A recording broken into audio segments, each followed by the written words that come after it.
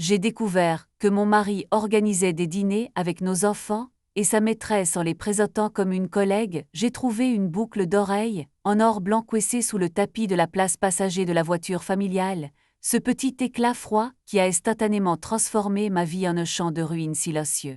Le métal semblait brûler mes doigts, et l'air dans le garage est devenu soudainement si rare que j'ai cru m'effondrer sur le béton froid. C'est à cet instant précis que j'ai compris que tout ce que je croyais solide, tout ce que j'avais bâti avec Juliette depuis 10 ans, n'était que des corps en carton-pâte posés sur un abîme.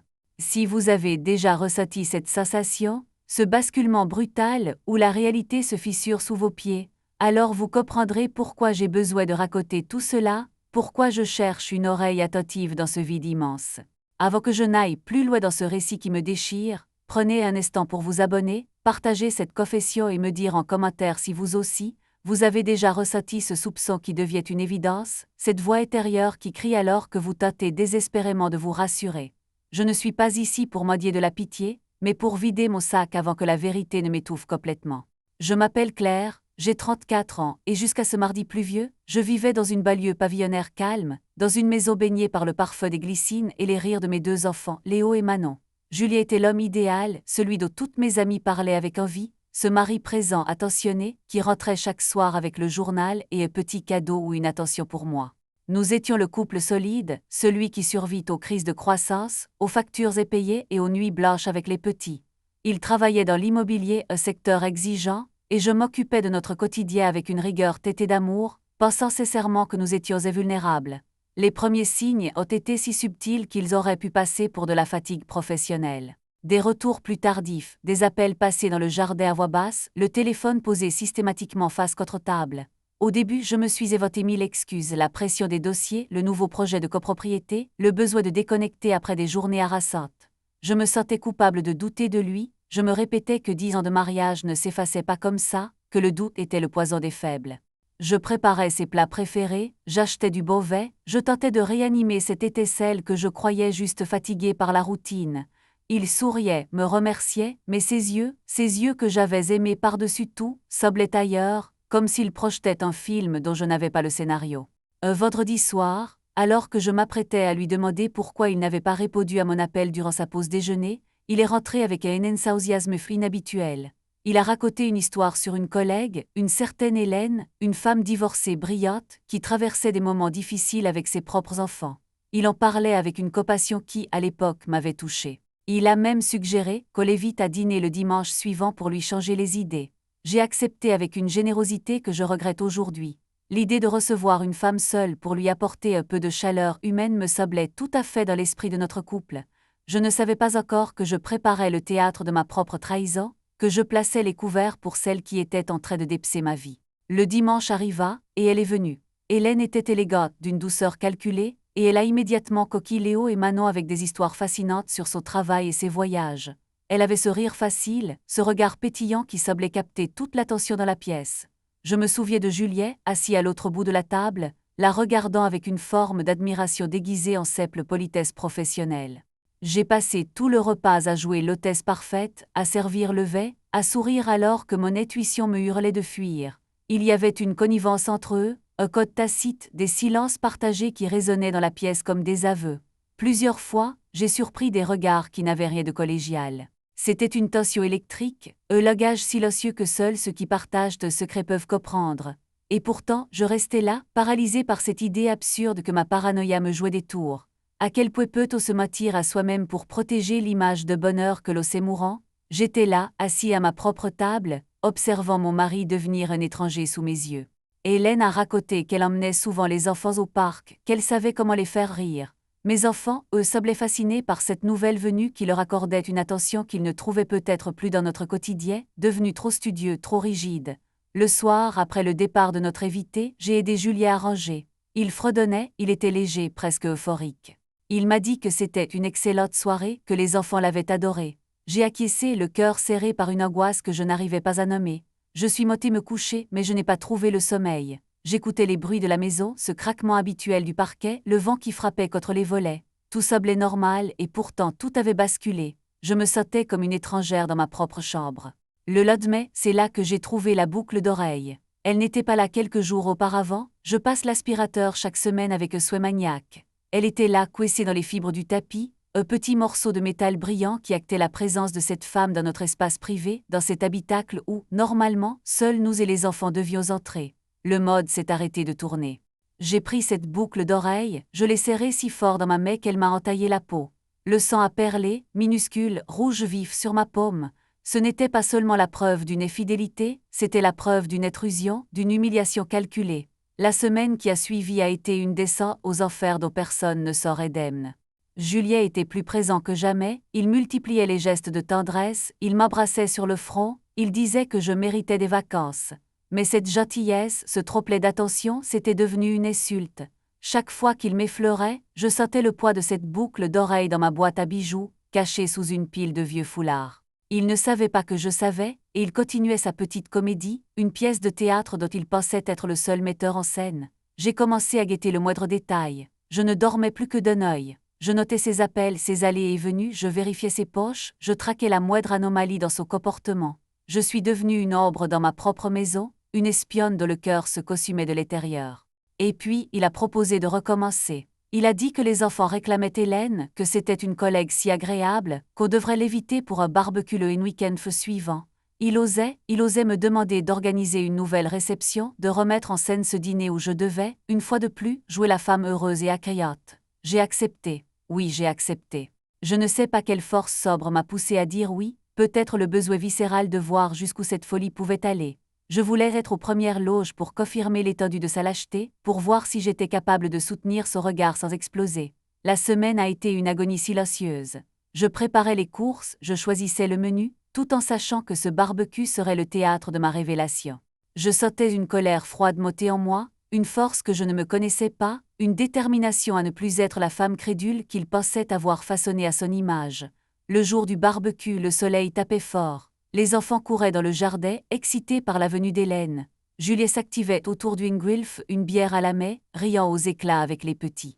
J'étais en cuisine, préparant les salades, observant cette scène par la fenêtre, tout semblait si parfait, si idyllique. C'était le portrait d'une famille heureuse dans un quartier privilégié. Hélène est arrivée en fait d'après-midi, vêtue d'une robe d'été légère, un cadeau à la main, un bouquet de fleurs sauvages qu'elle m'a tendu avec un sourire de façade si bien rodé qu'il en devenait terrifiant.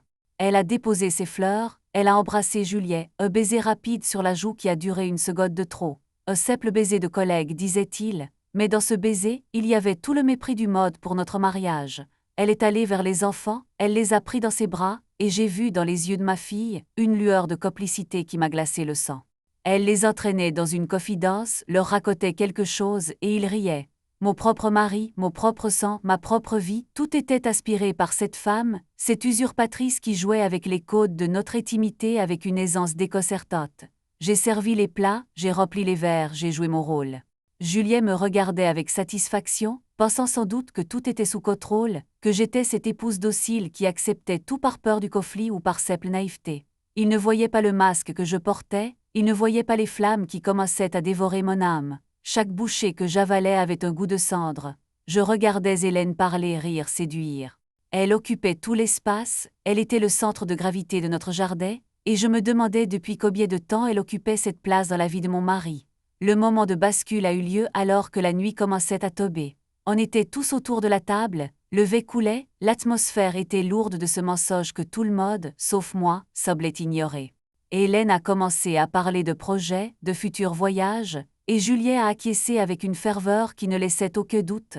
Il parlait de nous, de nos projets, comme si elle faisait partie de notre famille, comme si elle était celle qui comprenait les besoins de mes enfants mieux que moi.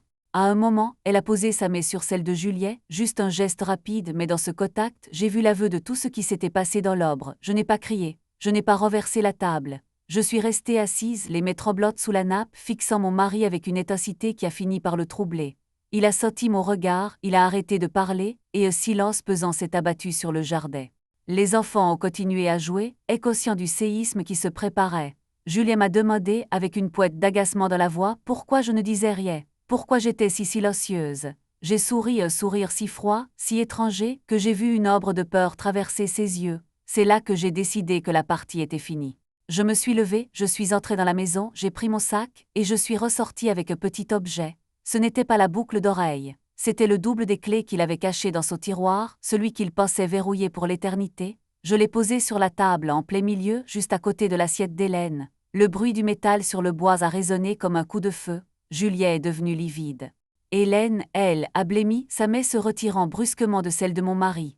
Les enfants, alertés par ce silence soudain, se sont approchés, me regardant avec de grands yeux interrogateurs. Je n'ai pas dit un mot. Je me suis contentée de regarder Juliet, de soder son âme avec une froideur qui lui a sans doute fait plus mal que n'importe quelle insulte.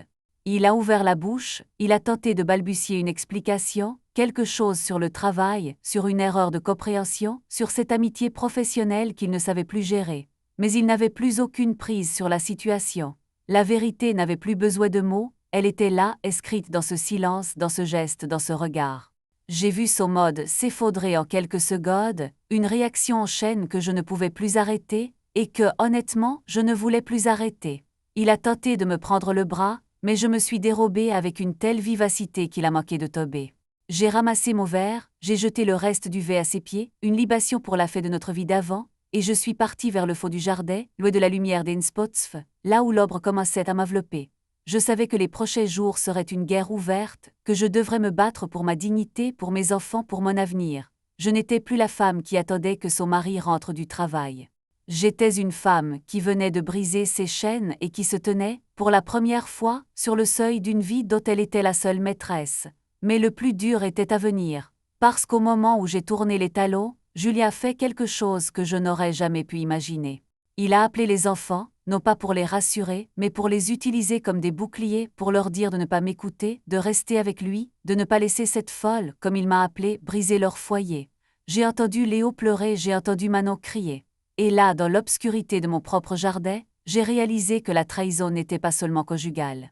C'était une trahison de la cellule familiale entière, un viol de la confiance que j'avais passé une décennie à bâtir, pierre par pierre. Je suis restée là, dans le noir, le souffle court, entendant les voix de ce que j'aimais se déchirer autour de moi. Chaque mot de Juliet était un coup de poignard, chaque sanglot de mes enfants était une goutte de venin dans mon cœur. Il était en train de les retourner contre moi, de peindre le portrait d'une mère instable, d'une épouse hystérique qui ne supportait plus le succès professionnel de son mari. C'était si habile, si cruellement orchestré. Il avait tout prévu, même ce moment-là. Il était prêt, il avait préparé sa version des faits, il avait sa maîtresse pour le soutenir, et moi, je n'avais rien d'autre que ma vérité, une vérité qui semblait soudain si fragile face à son habile mensonge. Je me suis assise sur le rebord du bac à sable, les mains sur la tête, cherchant une once de courage dans ce chaos absolu. Les lumières du jardin éclairaient la terrasse où ils étaient tous les trois, comme une cellule familiale recomposée sous mes yeux. Hélène consolait Léo, Juliette tenait Manon dans ses bras, et je n'étais plus que fantôme dans ma propre demeure. Une rage froide, presque insupportable, a commencé à bouillir dans mes veines. Non, je ne serai pas celle qui baisse les bras. Je ne serai pas celle que l'on traîne dans la boue pour justifier une vie de mensonge. Je me suis relevée, essuyant mes larmes de gestes secs. Je suis entrée dans la maison, j'ai monté les escaliers, je suis allée dans ma chambre, et j'ai commencé à remplir mon sac, juste l'essentiel. Mes papiers, un peu d'argent, quelques souvenirs, et surtout, ce petit carnet où, depuis des mois, sans même m'en rendre compte, j'avais consigné les dates, les heures, les noms, tous ces détails insignifiants qui, mis bout à bout, constituaient le dossier de sa hôte. Je ne le savais pas encore, mais ce carnet allait être mon arme, le levier avec lequel j'allais faire tomber cet empire de faux semblants qu'il avait édifié sur mon Indosf. En redescendant, je suis passée par le salon. La porte du jardin était restée ouverte. Je les ai vus une dernière fois, tous les trois, dans la lumière jaune des projecteurs. Julien m'a vu, il a fait un pas vers moi, un regard plein de cette fausse inquiétude qu'il jouait si bien. Je l'ai ignoré. Je suis passée devant lui sans le regarder, sans même un mot, une silhouette déterminée qui se dirigeait vers la sortie. Il a crié mon nom, une fois, deux fois, mais ma seule réponse a été le claquement sec de la porte d'entrée qui a résonné dans tout le quartier. Je me suis retrouvée sur le trottoir, la nuit était tombée pour de bon. Le silence de la rue après le fracas de mon intérieur était d'une violence inouïe. Je n'avais nulle part où aller, aucune destination précise, seulement cette urgence de fuir, d'échapper à cette scène, à ce scénario de cauchemar. Je marchais, sans regarder derrière moi, sentant le froid de la nuit me pénétrer, mais n'en ressentant aucune douleur. J'étais portée par cette clarté nouvelle, cette vision nette de ce qui m'avait été pris et de ce qu'il me restait à conquérir. Le vent s'est levé charriant les feuilles mortes, et j'ai commencé à entendre, au loin, le bruit d'une sirène. Peut-être était-ce pour quelques d'autres, mais dans mon esprit, c'était le signal que tout changeait. J'ai continué à marcher jusqu'à ce que mes pieds me brûlent, jusqu'à ce que la fatigue m'oblige à m'asseoir sur un banc dans un parc désert. J'ai sorti le carnet de mon sac, je l'ai ouvert, et j'ai commencé à relire les premières lignes. Chaque mot était une preuve, chaque preuve était une étape vers ma libération. Je n'étais pas une victime. J'étais une survivante en devenir. Je ne savais pas ce que la nuit me réservait, je ne savais pas comment je ferais pour récupérer mes enfants, pour laver mon honneur, pour reconstruire une vie sur les cendres de celle-ci. Mais j'avais une certitude, une seule, gravée au plus profond de moi, il ne gagnerait pas.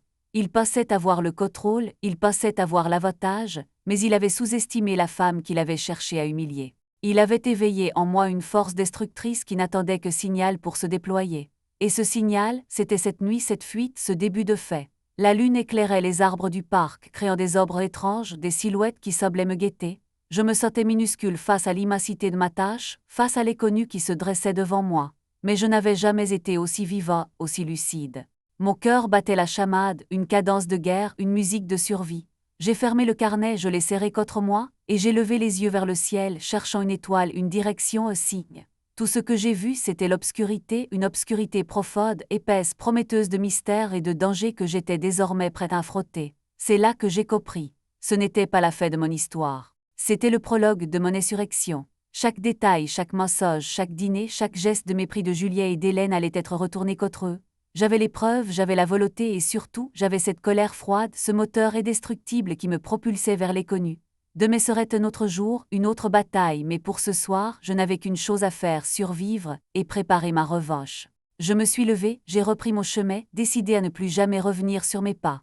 Le mode était vaste, il était cruel, mais j'y avais ma place et j'allais la reprendre, peu importe le prix.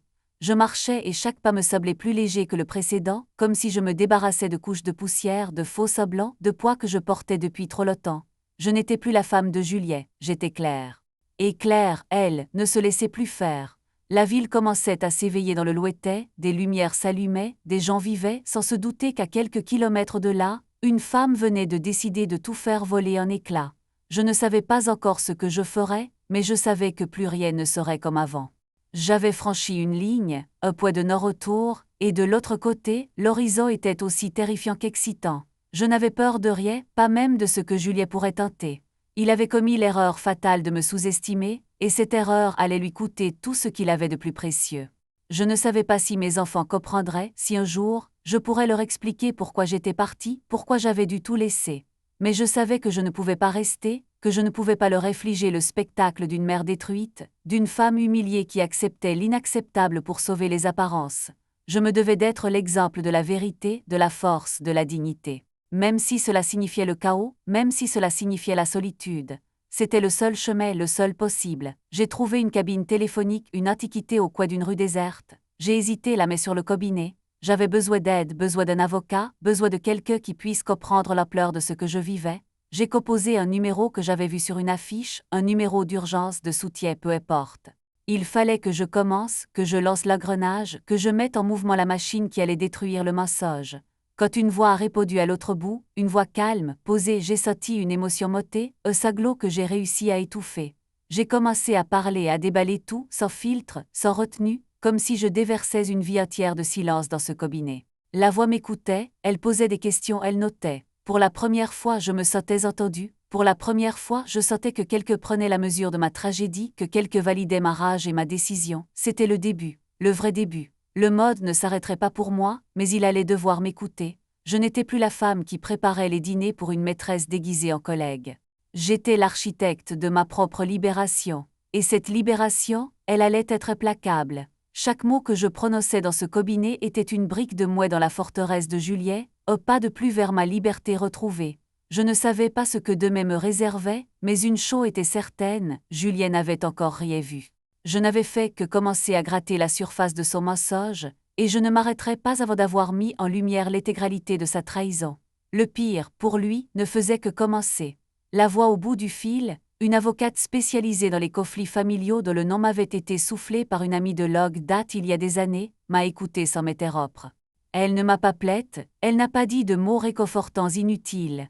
Elle a simplement pris des notes, posant des questions précises sur les dates, sur les codes bancaires, sur les transferts de fonds, sur la nature exacte de cette relation avec Hélène. En répondant, je sentais le brouillard se dissiper. Chaque détail technique que je lui livrais, ce code jouet qu'il alimentait moi, ces factures de restaurants prestigieux que je découvrais a posteriori, ces week-ends où il prétendait être en séminaire à Lyon alors qu'il était resté en ville transformaient ma peine en un dossier solide, froid, tranchant. Je n'étais plus une épouse bafouée, j'étais une cliente en train de préparer une attaque. J'ai passé la nuit dans un hôtel bon marché, le genre d'endroit sans âme où le néon de l'enseigne grésille contre la vitre. Je ne dormais pas. Je restais assise sur le rebord du lit, les yeux rivés sur le carnet. J'ai commencé à croiser les informations. Hélène n'était pas seulement une collègue. En consultant les réseaux sociaux, en fouillant là où il pensait que je ne regarderais jamais, j'ai découvert qu'il partageait des intérêts bien plus profonds que l'immobilier. Il faisait partie de cercles restreints, un groupe d'investissement dont je n'avais jamais entendu parler, une structure occulte où l'argent circulait sans que jamais mon foyer n'en voie la couleur. Le dîner avec les enfants, ce n'était pas de la bienveillance. C'était une mise en scène pour normaliser l'usurpation de ma place, pour habituer mes enfants à cette femme comme si elle était la suite logique, la remplaçante désignée. La rage qui me tenaillait était devenue une force motrice. Le lendemain matin, dès la première heure, je me suis rendue à la banque. Je connaissais ses codes, nous avions partagé nos accès pendant des années par souci de transparence ou par habitude de confiance. Je n'ai pas tout vidé, car cela aurait été illégal, mais j'ai figé ce que je pouvais. J'ai fait des copies de chaque mouvement, de chaque virement suspect. Chaque preuve que j'éprimais était une claque administrée au visage de Juliet. Il pensait que j'étais une femme de maison, une silhouette effacée qui ne comprendrait jamais les rouages financiers dans lesquels il s'était embourbé pour satisfaire les caprices d'Hélène.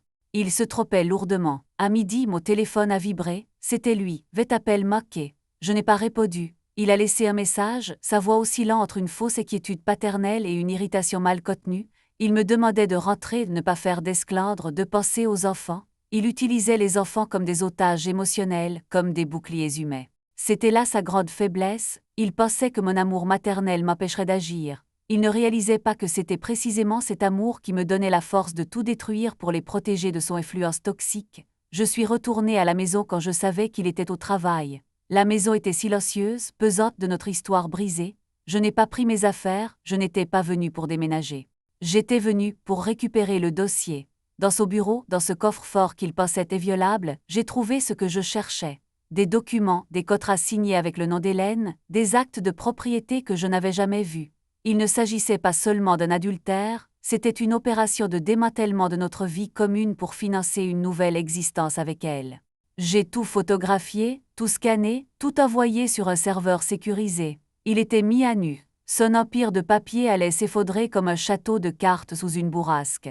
Alors que je quittais la pièce, un bruit de voiture dans l'allée m'a glacé le sang. Il était revenu. Il ne travaillait pas, il m'attendait. Je me suis figée dans l'embrasure de la porte, mon sac serré contre moi. Il est entré dans le Hinrolf, essoufflé, le visage ravagé par une panique qu'il tentait encore de masquer sous une autorité factice. Il m'a vu. Il s'est arrêté net. Ce n'était plus l'homme que j'avais épousé. C'était un homme acculé, un prédateur devenu proie, qui réalisait en un seul regard que le jeu était terminé.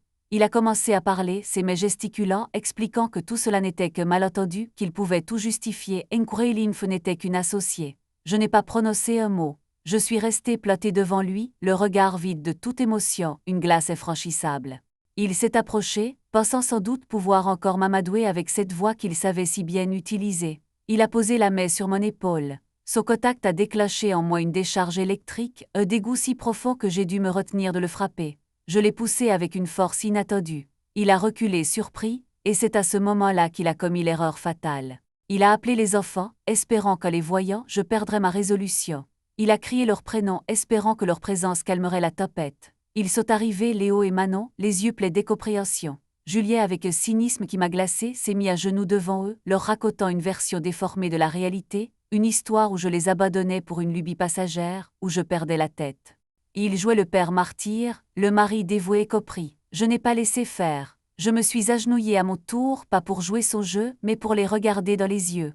Je n'ai pas eu besoin de cris, pas besoin de larmes. D'une voix calme, posée, presque murmurée, j'ai commencé à leur dire la vérité. Pas la vérité brutale sur la maîtresse, non c'était trop tôt, mais la vérité sur nos vies, sur les mensonges, sur le fait qu'il y a des moments où les adultes ne peuvent plus se parler sans se faire mal. Juliet hurlait, il essayait de me couper, de m'arracher à eux. Il devenait violent dans ses gestes, il perdait le contrôle de son personnage. C'était sa véritable nature qui apparaissait en fait, celle de l'homme qui ne supporte pas que le scénario lui échappe. Il m'a attrapé par le poignet, me tirant vers la sortie. Manon a crié. Le bruit de ce cri a résonné en moi comme un glas. J'ai sorti mon téléphone, j'ai activé la fonction enregistrement et je l'ai provoqué. J'ai dit des choses, des vérités qui le brûlaient, des choses sur Hélène, sur les dîners, sur la boucle d'oreille. Sa réaction a été immédiate. Il a explosé. Il a avoué, il a vociféré, il a tout déballé dans sa fureur, pensant que personne ne m'entendrait, pensant qu'il pourrait m'écraser. Tout était enregistré. La preuve irréfutable de son emprise, de sa violence psychologique, de ses aveux. Il m'a jeté dehors, claquant la porte derrière moi. Je me suis retrouvée sur le perron, mes enfants derrière cette porte, sous la prise d'un homme qui venait de prouver sa folie. Mais je ne suis pas partie. Je suis restée là, sur le trottoir, j'ai composé le numéro de la police. Non pas pour une urgence vitale, mais pour signaler une situation de détresse, pour co-signer l'incident, pour créer une historique, une trace officielle. Alors que j'attendais qu'il décroche, j'ai vu à travers la baie vitrée du salon Juliet qui faisait les 100 pas, le téléphone à l'oreille, probablement en train de consulter Hélène pour savoir comment se sortir de ce pétrin. Il ne savait pas encore que je ne venais pas seulement de briser notre mariage. Je venais de poser les premières pierres de son incarcération symbolique et réelle. J'avais les enregistrements, j'avais les preuves financières, et j'avais surtout la certitude qu'il était capable du pire. Et là, dans l'ombre de ce jardin où nous avions passé tant de soirées, j'ai vu une silhouette approcher par l'allée latérale. Ce n'était pas la police, c'était Hélène. Elle arrivait sans doute convoquée par un Juliet aux abois. Elle est entrée sans frapper, comme si elle était chez elle. J'ai reculé dans les buissons pour ne pas être vue, mon cœur battant à tout rompre. Je les ai vus se retrouver sur la terrasse, en plein milieu de ce chaos qu'ils avaient créé. Ils se sont pris dans les bras, un geste de complicité qui m'a révélé une toute autre facette de leur relation. Hélène ne semblait pas paniquer, elle semblait en contrôle. Elle lui parlait, elle le calmait, elle lui dictait sans doute la marche à suivre. Ce n'était pas lui le metteur en scène, c'était elle. Julien n'était que pion, un exécutant, un homme qui avait été manipulé pour trahir sa propre famille au profit de cette femme. Mon sang n'a fait que tour. Toute cette souffrance, toute cette trahison, n'était que le résultat de plans orchestrés par une étrangère. J'ai vu Hélène sortir un dossier de son sac et le tendre à Juliet. Il a hoché la tête, un air de soulagement sur le visage. À ce moment précis, j'ai compris que mon combat ne se limitait plus à Juliet. J'avais affaire à deux prédateurs, et ils étaient en train de finaliser la stratégie pour m'évincer définitivement, pour me faire passer pour l'estable, pour la mère défaillante. Je devais agir vite, plus vite qu'ils ne pouvaient l'imaginer. Je me suis glissée vers l'arrière de la maison, vers la fenêtre de la cuisine que j'avais laissée entr'ouverte. Je savais qu'ils étaient dans le salon, et je savais que leur bureau était juste au-dessus. Si je parvenais à récupérer l'original du contrat, celui qui prouvait leurs intentions réelles, je gagnais. Je me suis hissée sur la gouttière, une prouesse que je n'aurais jamais cru possible il y a 2 jours. Mes mains tremblaient, mais mon esprit était d'une clarté de diamant. Je suis entrée dans la pièce, le silence était total, seulement troublé par le bourdonnement louétais de leur voix en bas. J'ai fouillé chaque recoin, chaque tiroir, chaque double fond, et puis je l'ai trouvé. Un carnet noir identique au mien mais rempli de dates, de noms de lieux. Ce n'était pas un journal, c'était un registre, une liste de cibles, de victimes, de personnes dont ils avaient siphonné la vie. Et mon nom était en tête de liste, avec une annotation précise sur la manière de me briser. La nausée m'a prise, mais je l'ai étouffée. Ce n'était pas juste mon mariage. J'avais découvert un réseau, une organisation, un système de prédation de mon mari n'était que rouage. Mon téléphone a vibré dans ma poche, un message anonyme. « On sait que tu es là, Claire, redescends, on a quelque chose pour toi. » Mon cœur a manqué un battement, il savait, il m'attendait. Le piège se refermait non pas sur moi, mais avec moi au centre. Je suis restée paralysée, le carnet contre ma poitrine. Leurs pas résonnaient dans l'escalier. Ils m'ôtaient lentement avec une assurance qui me terrifiait. Je n'avais nulle part où fuir. La porte du bureau s'est ouverte et j'ai vu Juliet, le visage déformé par une rage froide, Hélène juste derrière lui, un sourire carnassier aux lèvres. Il ne me demandait pas de sortir. Il m'évitait à ma propre destruction. Et c'est là, dans ce bureau devenu chambre de torture psychologique, Nkourelimf a commencé à parler, révélant des choses sur Juliet que même moi, après 10 ans de mariage, je n'aurais jamais pu imaginer. Elle a commencé par dire que Julien n'avait pas seulement une maîtresse, mais qu'il était le pivot central d'une escroquerie immobilière qui dépassait largement notre simple pavillon de banlieue. Elle a détaillé les montages financiers, les cotes offshore, les prête-noms. Julien, au lieu de la faire taire, semblait presque fier, comme s'il s'agissait d'un exploit. C'était un homme qui avait perdu toute notion de moralité, tout sens de la réalité. Il était devenu une ombre, un spectateur de sa propre chute, totalement soumis à la volonté de cette femme qui, visiblement, menait la danse depuis le début. Elle a alors posé une main sur le bureau, juste à côté de là où je me tenais, et a murmuré que si je voulais revoir mes enfants, Si je voulais éviter que ma vie ne soit réduite en cendres, je devais signer un document qu'elle venait de sortir de son sac. Une reconnaissance de dette, une renonciation à tout, un aveu d'instabilité mentale. C'était le coup de grâce. Ils avaient tout prévu, tout anticipé, et moi, avec mon petit carnet et ma détermination, je n'étais qu'une pièce de plus sur leur échiquier. Je les ai regardés, Juliet et Hélène, ces deux visages qui ne formaient plus qu'une seule entité de malfaisance. J'ai senti la peur, cette peur primitive qui vous saisit les tripes monter en moi. Mais à côté de la peur, il y avait cette colère, cette rage pure qui m'avait tenu éveillée toute la nuit. J'ai pris le document, je l'ai regardé et j'ai commencé à rire. Un rire sec, sans joie, qui a semblé les déstabiliser. Ils s'attendaient à des larmes, à des supplications. Ils ne s'attendaient pas à ce que je brise le silence par cette manifestation de mépris total. J'ai déchiré le document en morceaux, latement en les regardant droit dans les yeux. Puis j'ai sorti mon téléphone, j'ai appuyé sur une touche et le son a envahi la pièce. C'était l'enregistrement de leurs aveux, celui que j'avais fait plus tôt, mais pas seulement. C'était aussi la conversation qu'ils venaient d'avoir dans le bureau, celle où ils expliquaient l'escroquerie, les cotes, les victimes. Hélène a pâli. Juliet, lui, a perdu tout métier, devenant une caricature de panique. J'ai reculé vers la fenêtre, ma seule porte de sortie. Hélène a fait un pas vers moi, mais je l'ai arrêtée de geste. J'ai dit à Juliet d'une voix qui ne tremblait pas, « Tu as voulu me détruire, tu as voulu jouer avec ma vie et celle de mes enfants, tu as cru que j'étais une proie. Tu as oublié que les femmes que tu cherches à briser sont les seules capables de te raser de la carte. » J'ai lancé le carnet à leurs pieds, ce registre qui contenait leurs secrets, leurs crimes. La police n'est pas encore là, mais ils arrivent. Je les ai appelés avant de monter. Un silence sépulcral s'est abattu sur la pièce. Le masque de Juliet s'est fissuré, ses mains ont commencé à trembler de façon incontrôlable. Il a regardé Hélène, cherchant une issue, un plan B, une excuse. Elle restait figée, le regard dur, mais elle ne disait rien. Elle savait tout comme moi que le jeu était fini. J'ai sauté par la fenêtre, une chute de quelques mètres dans les fleurs de mon jardin, une douleur vive dans la cheville, mais je n'ai pas arrêté ma course. J'ai couru vers la rue, vers la lumière, vers la liberté. J'entendais derrière moi les cris de Juliet, le fracas du mobilier renversé, les pleurs de mes enfants que je devais récupérer à tout prix. Je me suis arrêtée à l'angle de la rue, le souffle court, le corps en feu, et j'ai regardé en arrière une dernière fois. La maison, ma maison, était baignée dans la lumière des gyrophares qui commençaient à arriver, perçant la nuit comme des épées. J'avais gagné ma première bataille, mais le plus grand défi commençait maintenant. Sauver ce qu'il restait de notre famille, tout reconstruire, et surtout, ne jamais, jamais oublier ce qu'il m'en avait coûté pour devenir cette femme capable de terrasser son propre bourreau. Je me suis appuyée contre un lampadaire, la cheville en feu, mon téléphone vibrait sans cesse.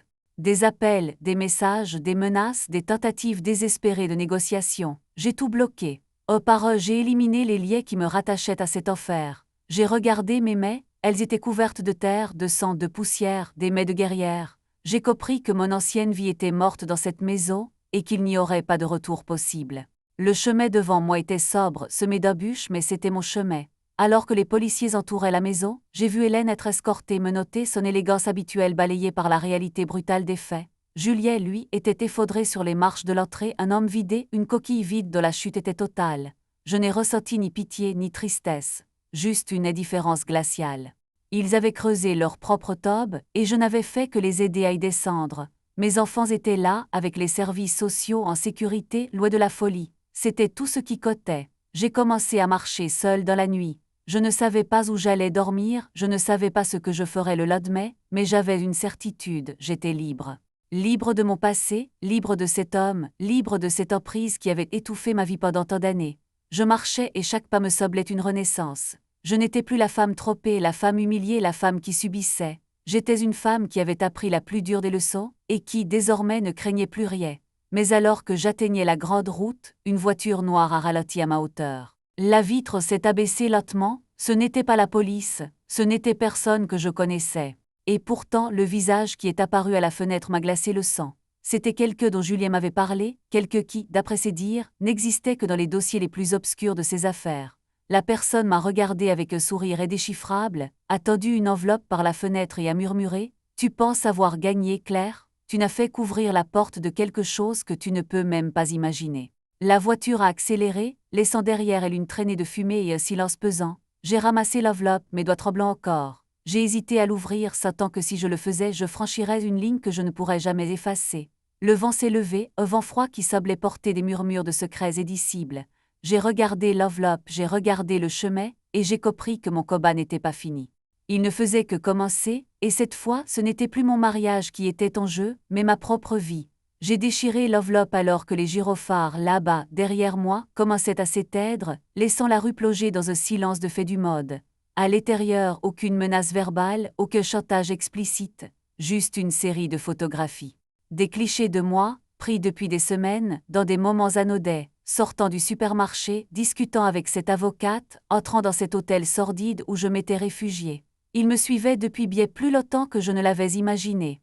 Le vertige m'a saisi, un froid glacial qui a remonté le long de ma colonne vertébrale.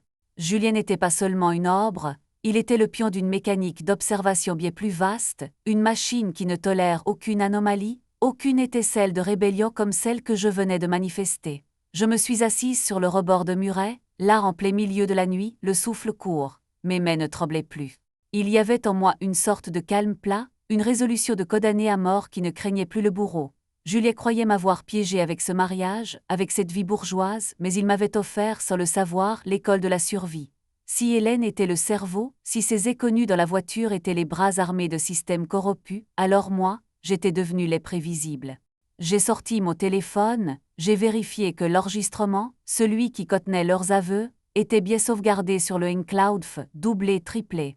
Ils pouvaient me traquer, ils pouvaient me photographier dans chaque recoin de ma nouvelle existence, mais ils ne pouvaient plus effacer la vérité que j'avais déjà semée dans les rouages de la justice. La nuit a fini par céder, une lueur grisâtre a commencé à poindre sur l'horizon, découpant les silhouettes des arbres et des maisons endormies. Je me suis relevée, mes jambes étaient lourdes, mais mon esprit était aiguisé comme une lame. Je n'allais pas rentrer chez moi, je n'allais pas chercher les enfants tout de suite. Il fallait que je les laisse à l'abri, loin de cette zone de turbulence que je venais de créer. J'ai marché jusqu'à la gare, une silhouette solitaire dans la ville qui s'éveille, ignorant les regards des rares passants. Je suis montée dans le premier trait, sans destination précise, juste pour quitter cette ville, pour sortir du périmètre de leur influence. Dans le compartiment vide, j'ai fermé les yeux. J'ai repensé à ma vie d'avant, cette femme qui croyait que le bonheur se mesurait à la propreté de son salaud et à la loyauté de son époux. Quelle naïveté, quelle ignorance totale de la noirceur qui peut habiter un foyer. Julien n'était pas un monstre, c'était pire, c'était un homme lâche qui avait laissé la cupidité consumer le peu d'humanité qu'il possédait. Et Hélène était le miroir de ma propre perte, une femme qui avait décidé que tout n'était que rapport de force. Mais ils avaient oublié une chose fondamentale. Ils avaient oublié que, dans ma chute, j'avais appris à voler. Ils avaient cru m'écraser et ils n'avaient fait que m'obliger à m'élever. Le train a quitté la banlieue pour s'affosser dans une campagne brumeuse. Je n'avais plus rien, ni maison, ni mari, ni cette sécurité factice qui me servait de vie. J'avais un sac à endosf, mon téléphone, et cette rage contenue, cette lucidité tranchante qui ne me quitterait jamais plus. J'ai regardé mon reflet dans la vitre sobre, une femme marquée, les traits tirés, le regard durci mais vivante. Plus vivante que je ne l'avais été en 10 ans. Le passé est une terre brûlée, et je ne comptais pas y retourner, je ne chercherais pas à reconstruire sur les ruines. Je voulais tout reconstruire à partir de zéro, en évitant les fondations empoisonnées. À la gare suivante, je suis descendue. C'était une ville inconnue, anonyme, grise, où personne ne me connaissait. J'ai loué une chambre dans un petit hôtel, payé en liquide avec l'argent que j'avais retiré avant de tout bloquer. Je me suis allongée sur le lit, j'ai regardé le plafond et j'ai attendu. Je savais qu'il me chercherait, que les menaces se transformeraient en action, que cette vie que je commençais était une course contre la montre. Mais pour la première fois de mon existence, j'étais la seule maîtresse du jeu. Le téléphone a vibré à nouveau. Un appel masqué. Je ne l'ai pas décroché, je l'ai été, puis j'ai retiré la carte SIM que j'ai broyée sous mon talon. C'était terminé. Le lien était rompu, j'ai ouvert la fenêtre. L'air était frais, imprégné de l'odeur de la pluie sur le bitume. J'ai expiré profondément une bouffée d'oxygène pur, sans les mensonges, sans les nodis, sans le poids de cette présence toxique qui m'avait si longtemps étouffé. Il n'y avait plus de nous. Il n'y avait plus que moi. Je me suis rappelé le regard de mes enfants quand je leur avais dit la vérité. Il n'y avait pas de terreur dans leurs yeux, seulement cette forme de compréhension instinctive que seuls les enfants possèdent face à l'effondrement de leur mode. Ils savaient que quelque chose était mort, mais ils savaient aussi que je ne les abandonnerais pas. Je ne pouvais pas les ramener tout de suite, il fallait qu'ils soient protégés par la loi, par une distance saine, mais je savais où ils étaient, et je savais que bientôt nous serions de nouveau ensemble, loin de cet ogre, loin de ce père qui avait sacrifié son sang pour un empire de mirage. Je me suis glissée sous les draps, le corps épuisé, l'esprit en alerte. Demain j'irai voir notre avocat, quelqu'un qui ne connaît pas mon nom, quelqu'un qui m'aidera à disparaître administrativement, à effacer ma trace, à m'extraire de ce système. La lutte ne faisait que commencer, mais je ne craignais plus la faim. J'avais traversé l'enfer de la trahison, j'avais contemplé le vide, et j'en étais revenu. J'étais une femme de cendre, capable de renaître à chaque instant. Le sommeil m'a en fait gagner, profond, lourd, sans rêve, un sommeil de mort suivi d'une résurrection. Je n'étais plus la femme de Juliet, je n'étais plus la victime d'Hélène. Je n'étais qu'une femme sur le chemin d'une liberté chèrement acquise, marchant dans la lumière incertaine du matin, prête à affronter tout ce qui se dresserait sur ma route. Il n'y avait plus de place pour la peur, il n'y avait plus de place pour les regrets. Il n'y avait plus que l'immensité du possible, un horizon vierge, une page blanche sur laquelle j'allais en fait écrire ma propre histoire, ligne après ligne, dans le silence de cette nouvelle vie, loin des échos de passé qui ne pouvaient plus rien qu'autre moi. Je me suis réveillée quelques heures plus tard, alors que le soleil était déjà haut dans le ciel. La lumière inondait la chambre, crue et pitoyable, révélant la poussière qui dansait dans les rayons. J'ai pris une douche brûlante, laissant l'eau laver les derniers vestiges de ma vie précédente. Je me suis habillée avec les quelques vêtements que j'avais pu emporter, des choses simples, fonctionnelles. J'ai regardé mon reflet dans le miroir de la salle de bain. Ce n'était pas le reflet d'une femme brisée. C'était celui d'une survivante, les yeux fixés sur un avenir qu'elle seule pouvait concevoir. En sortant de l'hôtel, je me suis arrêtée un instant sur le trottoir, observant le balai des gens qui allaient au travail, qui vivaient, qui s'aimaient, qui se trompaient, tout ce théâtre du quotidien dont j'étais en fait sortie. Le mode continuait de tourner, indifférent à mon effondrement, et c'était précisément cette indifférence qui me sauvait. J'étais libre, et visible, personne ne me cherchait dans cette rue bodée. J'ai commencé à marcher, sans destination, sans but, juste pour ressentir le mouvement de mes jambes, le rythme de mon cœur qui battait pour moi seul. Mon téléphone est resté dans ma poche, il n'y aurait plus d'appels, plus de messages, plus de fausses promesses. Si quelqu'un voulait me trouver, il devrait me chercher dans l'ombre que je projetais sur le bitume, et cette ombre, je la sentais grandir à chaque pas, s'étendre, s'ancrer dans le sol. J'avais survécu, et c'était là l'unique victoire qui cotait vraiment. Pas de vengeance, pas d'éclat, juste cette vérité nue. J'étais là, j'étais libre, et j'avais en fait cessé d'être l'otage de quelqu'un d'autre. Le soir est tombé, enveloppant la ville dans un manteau de velours sobre. Je me suis assis sur un banc dans un parc public, entouré du murmure des arbres et du lointain tumulte urbain. J'ai regardé les étoiles, invisibles derrière la pollution lumineuse, et j'ai pensé à mes enfants. Ils étaient en sécurité, c'était le seul point fixe de mon existence. Tout le reste était fluide, changeant, prêt à être redéfini. Je n'avais plus peur de l'inconnu. L'inconnu, c'était tout ce que j'avais désormais. Il y a une beauté particulière à toucher le faux. On y découvre que la solidité n'est pas dans les murs que l'on érige, ni dans les serments que l'on prête, mais dans la capacité à rester debout quand tout s'écroule. J'ai appris que la loyauté, lorsqu'elle est unilatérale, n'est qu'une forme d'esclavage. J'ai appris que l'amour, quand il est basé sur le mensonge, n'est qu'une prison dorée. Je n'étais plus cette femme et je ne le serai plus jamais. Je me suis levée le feu droit, la tête haute, la nuit était fraîche, vivifiante. J'ai commencé à marcher un pas après l'autre sans regarder en arrière. J'ai laissé derrière moi les souvenirs de nos 10 années, nos rires, nos disputes, nos espoirs. Tout cela était devenu de la poussière. Une nouvelle vie, un nouveau souffle, une nouvelle femme. Il était temps de disparaître pour mieux réapparaître. Je marchais encore et encore vers cet horizon où la lumière se fondait dans l'obscurité, vers cette existence dont j'avais rêvé sans jamais oser la nommer. Une dernière fois, j'ai pensé à Juliet. Je l'ai imaginée seule dans notre maison désormais vide, face à son propre échec, face à la vacuité de ses ambitions. Il ne m'avait jamais connue, il ne m'avait jamais vue. Il n'avait vu que ce qu'il voulait voir, une silhouette qu'il pensait pouvoir manipuler. Il avait tout perdu et il ne le savait même pas. Il pensait avoir perdu une épouse, il avait perdu la seule personne qui aurait pu le sauver de lui-même. Mais c'était son choix, sa chute, sa tragédie. La mienne était terminée. Le vent s'est levé, un vent d'automne, chargé de feuilles mortes et de promesses. Je l'ai accueilli sur mon visage, une caresse froide qui m'a rappelé que j'étais bien vivante. J'ai enfoncé mes mains dans mes poches et j'ai accéléré le pas. Je n'étais plus nulle part, j'étais partout. La ville s'étalait devant moi, immense, labyrinthique, pleine de possibilités. Je m'y suis engouffrée, une ombre parmi les ombres, une présence qui ne demande qu'à être, en fait et non subjectif. Dans le silence de cette nuit, je n'entendais plus que le bruit de mes propres pas. Il résonnait avec une clarté nouvelle, une affirmation de ma présence dans un mode qui m'avait longtemps nié. Je n'étais plus une épouse, je n'étais plus une mère au foyer, j'étais une femme, juste une femme. Une femme qui avait survécu à la tempête et qui, désormais, marchait avec la sérénité de celle qui a tout perdu pour en fait se trouver elle-même. La ville s'était stoppée, les lumières sont devenues floues. J'ai continué d'avancer vers ce demain qui ne m'appartenait pas, mais dont je refusais de ne plus être l'actrice principale. La nuit était si profonde, si dense, qu'elle semblait absorber toute ma souffrance. J'ai respiré, une dernière fois, l'air chargé de cet inconnu qui m'attendait. C'était là, en fait, le véritable début. Une femme seule, une route, le silence et cette certitude que tout, absolument tout, restait à évoquer. Je me suis arrêtée un instant sous un vieux réverbère, la lumière vacillante projetant mon ombre sur le mur de briques. J'ai regardé mes mets une dernière fois, celles qui avaient construit, qui avaient détruit, qui avaient survécu. Elles étaient prêtes à tout. Je me suis souri à moi-même, un sourire fugace, un secret que je partageais avec l'obscurité. Puis, de pas ferme, sans hésitation, je me suis enfoncé dans la nuit, redevenant ce mystère dont le mode n'aurait jamais le nom. J'étais en fait devenu ce que j'avais toujours été, au-delà des rôles, au-delà des attentes, au-delà de la trahison. La ville a fini par se taire, les derniers bruits de circulation s'éteignant derrière moi. Il ne restait que le silence, un silence pur, immaculé, qui m'enveloppait comme un linceul et comme une promesse.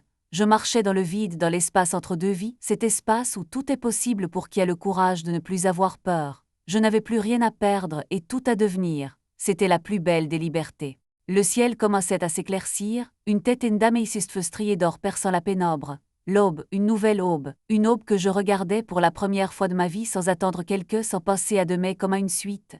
C'était l'instant présent pur, absolu. Je me suis assis sur un banc de pierre face à un parc désert. J'ai posé mes mains sur mes genoux, j'ai fermé les yeux, et j'ai simplement respiré. J'ai compris que mon silence était ma force, que le fait de ne pas répondre, de ne pas se justifier, de ne pas essayer de convaincre les autres de sa propre vérité, était la forme ultime de la souveraineté. J'étais souveraine, je n'avais plus besoin de porter le masque de l'épouse, de la mère, de la femme parfaite, je n'avais qu'à être ici maintenant dans ce parc, sous ce ciel qui s'éveillait, c'était suffisant, c'était tout. Je suis restée là, immobile, une statue de chair dans la lumière naissante, écoutant le premier chant d'un oiseau qui, lui aussi, célébrait la vie malgré l'obscurité de la nuit. J'ai senti une chaleur étrange, non pas du soleil, mais de l'intérieur, comme une braise qui recommençait à couver sous la cendre. Je n'étais pas morte, j'étais en train de renaître. Quand je me suis relevée, le soleil était au-dessus de l'horizon, inondant le mode de sa clarté froide et nette. J'ai regardé une dernière fois la direction d'où je venais, ce passé qui n'existait plus que dans les replis de ma mémoire, avant de me tourner vers l'avant, vers le jour qui s'ouvrait. J'ai marché un pas, deux pas, trois pas. Chaque geste était une décision, chaque souffle une victoire. Je ne savais pas ce que cette journée me réserverait, ni ce que le reste de ma vie serait, mais j'avais une certitude, une foi inébranlable en ma propre capacité à exister. Je me suis fondue dans la foule qui commençait à investir la ville, invisible, anonyme, une parmi des milliers. J'étais en fait libre, j'étais en fait moi. La douleur était devenue une ombre portée, légère, presque absente, une cicatrice qui rappelait ce que j'avais traversé, mais qui ne me définissait plus. J'étais une femme, et le mode était à moi. J'ai avancé sans regarder en arrière, la tête haute, le cœur léger, dans le grand silence de mon propre accomplissement. Il n'y avait plus d'histoire à raconter, il n'y avait plus qu'à vivre.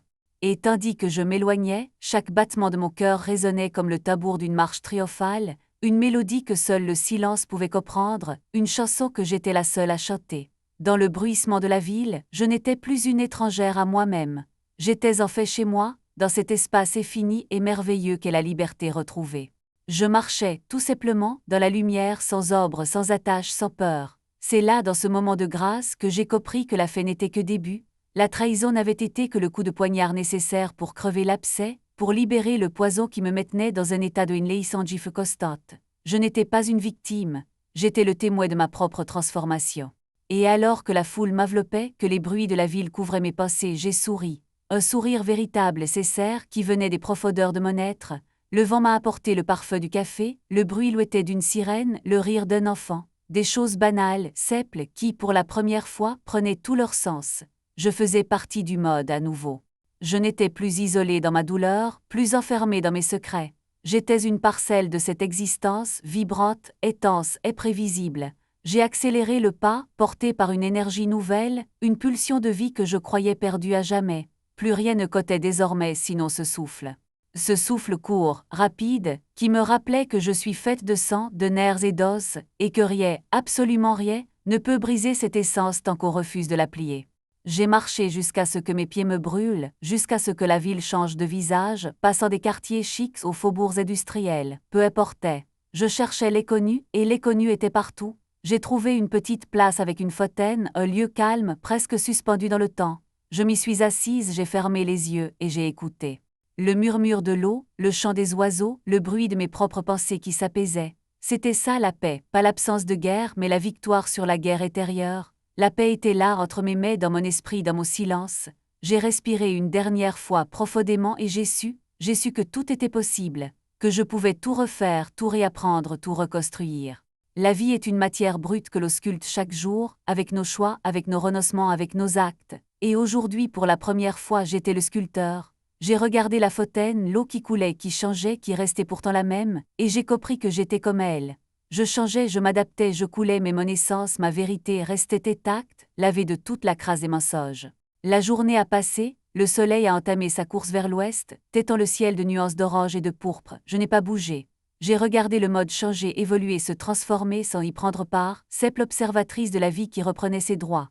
J'ai senti une immense gratitude pour cette douleur, pour cette trahison, pour tout ce qui m'avait amené jusqu'ici sur ce banc, à contempler le miracle d'une journée banale.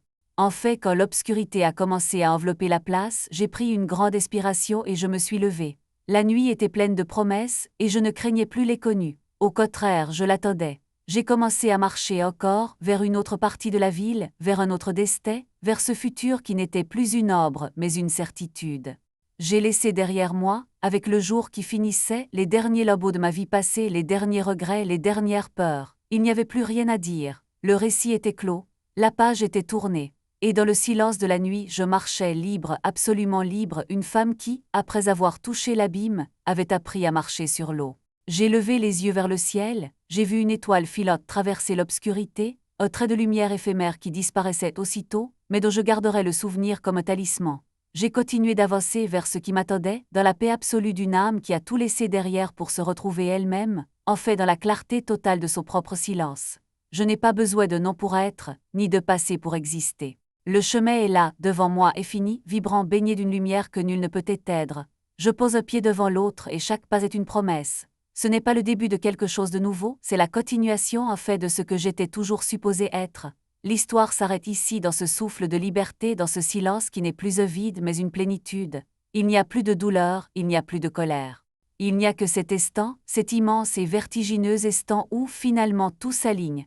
Le passé est une leçon apprise, le présent est un cadeau, et le futur est une terre vierge que je m'apprête à découvrir. J'avance, je ne regarde plus en arrière, l'horizon m'appelle et je réponds.